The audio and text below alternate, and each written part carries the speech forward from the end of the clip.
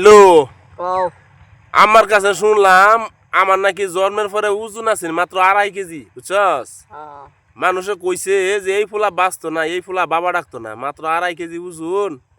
এই ফুলা বাবা ডাকতো না, এই ফুলা কাম হইতো না, বুঝছস? হুম তে হেনতে ওখানে আমার ওজন হয়েছে 70 কেজি। হ্যাঁ, হ্যাঁ উচ্চতা 5 ফুট 10 ইঞ্চি। এটা আল্লাহর রহমত আছে দেখে তো হইছি নাকি রে?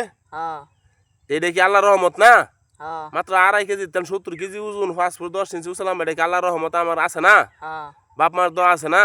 আছে তে যারা আমার মতো এরকম 2.5 কেজি থেকে বা না একটু বেশি থাকলে 3 কেজি আছেন, আজকে 70-80 কেজি ওজন হয়েছে, হাত পাও আছে, সুস্থ মানুষ, এরপরে কয় যে আল্লাহ কানা আমার চোখকে দেয় না, আমার ভাগ্য খারাপ।